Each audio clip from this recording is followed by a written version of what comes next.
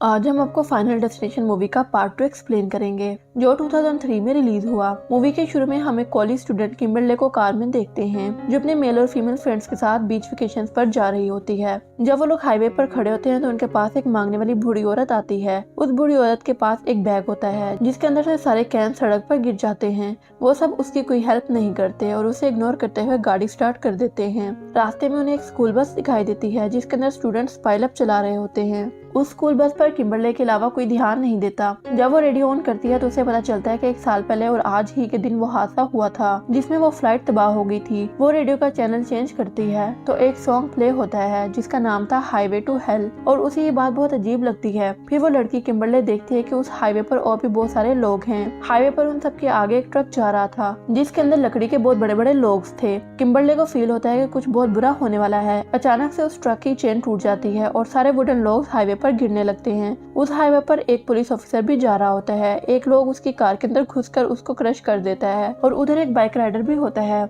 जो अपनी ही बाइक के नीचे आकर मर जाता है। उन सब के साथ साथ अलग अलग कार में बिजनेस वुमेन और एक कार में माँ बेटा, उन सब की कार भी ब्लास्ट हो जाती है। किम्बरले की कार भी क्रश हो जाती है, लेकिन वो सब जिंदा होते हैं। एक लड़का उसकी स्पोर्ट कार के साथ ही जाकर ट्रक पे लगता है और उसकी कार भी क्रश हो जाती है, लेकिन वो नहीं मरता और जिंदा जलने लगता है। तभी सामने से एक ट्रक आता है और उन सबको कुचल देता है। साथ ही सीन बदल जाता है और हमें दिखाया जाता है ये सब किम्बरले की इमेजिनेशंस थी। वो अभी भी हाईवे पर होते हैं। किम्बरले बहुत डर जाती है और उसे समझ नहीं आ रहा था उसने अभी अभी क्या देखा। वो सोचती है कि शायद ये बुरा ख्वाब हो सकता है। तभी वो बूढ़ी औरत दोबारा से उसके पास आती है, जो उसकी इमेजिनेशंस में आई थी, और उसी तरह उसके बैग से सारे कैंस गिर जाते हैं। तब किम्बरले कुछ सोच ही रही होती है कि वहाँ से वही स्कूल बस गुजरती है। ये बस उसी स्कूल की थी जिसके स्टूडेंट प्रीवियस पार्ट में उस फ्लाइट से पेरिस जा रहे थे। जैसे ही किम्बरले रेडियो ऑन करती है तो उस पर वही न्यूज चल रही थी और उसे ये भी पता चल चुका था कि next highway to hell song चलेगा, और वैसा ही होता है। वो डर जाती है और अपनी कार वापस मोड़ लेती है। उसके वहाँ रुके रहने से वहाँ पर ट्रैफिक जैम हो जाती है, यहाँ पर वो सब लोग फंसे हुए होते हैं, जिसको किम्बरले ने इमेजिन किया था। इस मूवी का एक main character police officer broke होता है, जो कि वहाँ पर फंसा होता है। वो किम्बरले की कार के पास आता है और उनसे रीजन पूछता है। वो उसे बताती है कि यहाँ पर एक बहुत बड़ा एक्सीडेंट होने वाला है। ब्रोक उसे गाड़ी से बाहर आने के लिए कहता है और तभी वहाँ से वो ट्रक गुजरता है जिस पर लोग थे।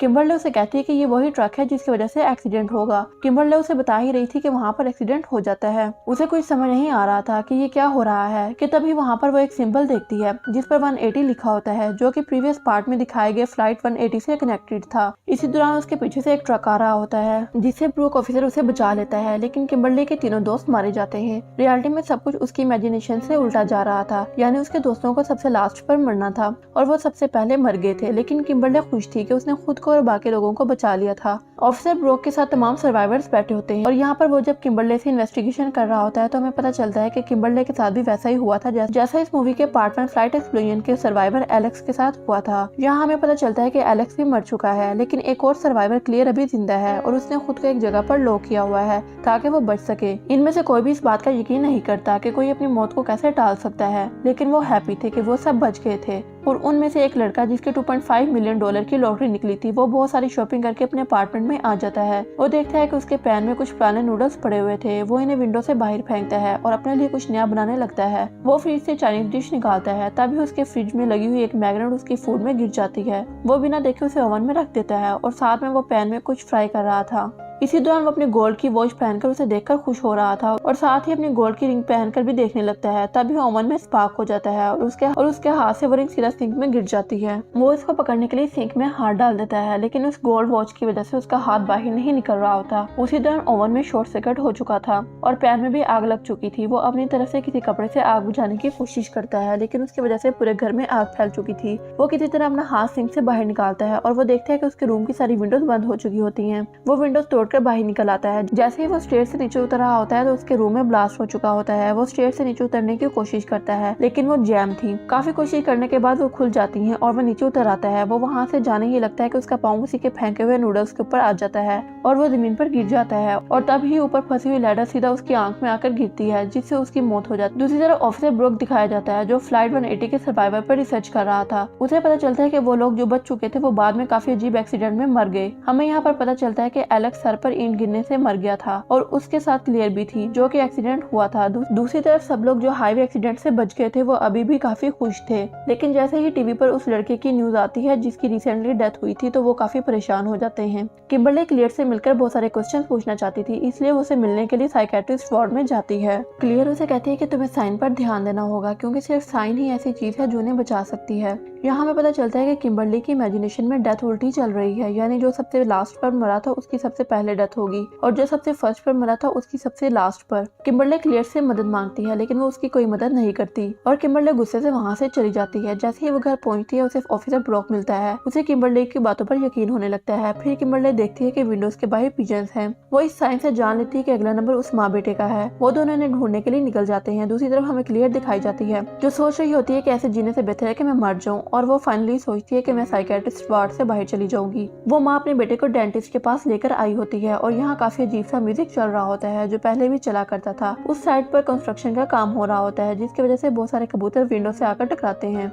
उनकी वजह से डेंटिस्ट का पूरा फोकस नहीं हो रहा होता, जिसकी वजह से वो उससे इंजेक्शन लगाने के बजाय लाफिंग गैस उसे ब्रीथ करवा देता है। वो अपना काम कर ही रहा होता है कि तभी एक पिजन विंडो तोड़कर अंदर आ जाता है। डेंटिस्ट बाहर देखने चला जाता है और वहाँ उस बच्चे की ऑक्सीजन बंद हो जाती है और उसका मुंह खुला होता है और इसी दौरान उसके मुंह में टॉय गिर जाता है जिसकी वजह से उसकी ऑक्सीजन पूरी तरह बंद हो जाती है। इसी दौरान डेंटिस्ट की असिस्टेंट वहाँ पर पहुंच जाती है और वो उस बच्चे को बचा लेती है। वो बिल्कुल सेफ वहाँ से निकलते हैं कि सामने से ऑफिसर ब्रॉक और किम्बरली चिल्लाते हुए आ रहे हैं पिजन्स। ये सुनते ही वो बच्चा पिजन के पास जाता है कि तभी एक बहुत बड़ा और हैवी ग्लास उसके ऊपर गिर जाता है जिससे उसकी डेथ हो जाती है और उसकी माँ बहुत ज्यादा रोने लगती है। नेक्स्ट ऑफिसर ब्रॉक तमाम सर्वाइवर को अपने घर एक मीटिंग के लिए बुलाता है और वो किम्बरली को उसके घर छोड़ता है कि तभी उन्हें वहाँ पर क्लियर मिलती है और वो उसको एक आदमी के पास लेकर जाती है जो उसे गाइड कर सकता था। वो आदमी ने बताता है कि सिर्फ न्यू लाइफ ही डेथ को हरा सकती है। अभी वो बातें कर ही रहे होते हैं कि किम्बरली को एक विजन आता है कि एक लेडी व्हाइट वैन चला रही है और वो लेक में डूब जाती है। यहाँ उन्हें याद आता है कि एक्सीडेंट में एक प्रेग्नेंट लेडी भी बची थी और वो व्हाइट वैन ही चला रही थी। ऑफिसर ब्रूक बताता है कि वो इन्वेस्टिगेशन के लिए भी नहीं आई थी और उन्हें न्यू लाइफ का कॉन्सेप्ट समझ आ जाता है और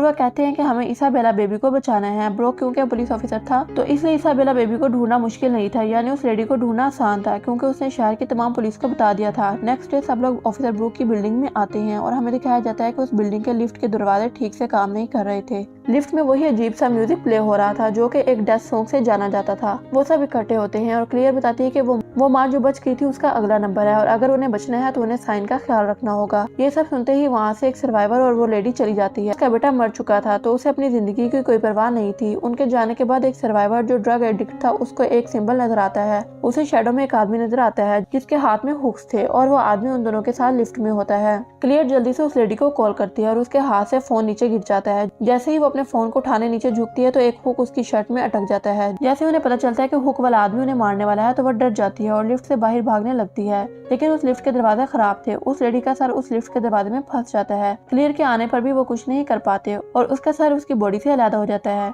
ब्रूक को रिपोर्ट मिलती है कि पुलिस ने उस प्रेग्नेंट लेडी को पकड़ लिया है। वो सब लोग वहाँ से जाने लगते हैं कि वही सर्वाइवर जो उस लेडी के साथ भाग रहा था वो खुद को गोली मारने लगता है, लेकिन गोली नहीं चलती जबकि उसमें एक भी गोली कम नहीं थी। इसलिए ऐसा हुआ था क्योंकि अभी भी उसकी बारी नहीं थी। वो सब लोग पुलिस स्टेशन जाते हैं। वहाँ उस लेडी को लीवर पेन होने लगता है और ऑफिसर उसी की वैन में उसे बिठाकर वहाँ से निकल जाता है ताकि वो हॉस्पिटल जा सके। फिर वो सब आपस में बात कर रहे होते हैं तो उन्हें पता चलता है कि वो मौत से पहले भी बच चुके हैं। फिर सब अपनी अपनी कहानी सुनाते हैं कि कैसे वो मौत से बचे। तभी किम्बरली भी बताती है कि वो अपनी मदर के साथ मॉल में जा रही थी कि वो एक न्यूज देखने के लिए रुक गई। इतने में कुछ लोग उसकी मदर को मारकर चले गए और वो बच गई थी। यहाँ हमें बताया जाता है कि पार्ट 1 की फ्लाइट एक्सप्लोजन में जो सर्वाइवर्स बच गए थे उनके बाद में मौत की वजह से उनकी मौत टल गई थी और डेथ को अपना पैटर्न दोबारा से फॉलो करना था, इसीलिए वो उल्टा चल रही है। यानी कि वो सर्वाइवर अगर उस फ्लाइट से ना उतरते तो आज ये लोग भी जिंदा ना होते। अब ये सब लोग इस लेडी के पास जा रहे थे कि तभी उनका टायर पंक्चर हो जाता है और कार सीधा एक फार्म में जाकर क्रैश हो जाती है। उस प्रेग्नेंट लेडी के पास ज्यादा टाइम नहीं था, इसलिए पुलिस उसको एक्सीडेंट रिपोर्ट करके वहाँ से चला जाता है। दूसरी तरफ उन सारे सर्वाइवर को भी कुछ नहीं हुआ था, लेकिन एक लड़की जो बिजनेस वूमेन थी वो उसी कार में फंस गई थी। रेस्क्यू वाले आते हैं और उसे कार से निकालने की कोशिश कर रहे होते हैं। तभी उसका एयरबैग एक्टिवेट हो जाता है और उसी की वजह से और उसकी वहीं पर मौत हो जाती है। उसकी कार से सारा फ्यूल निकलकर इर्द गिर्द फैल चुका था। इसी दौरान उसके हाथ से सिगरेट गिरती है और उसके इर्द गिर्द आग लग जाती है, जिसकी वजह से वो कार भी ब्लास्ट और उस ब्लास्ट की वजह से वो सर्वाइवर जो कि ड्रग एडिक्टेड था उसके बॉडी पार्ट्स भी अलग हो जाते हैं। अब सिर्फ 3 लोग बचे थे जो कि फाइनल सर्वाइवर्स थे।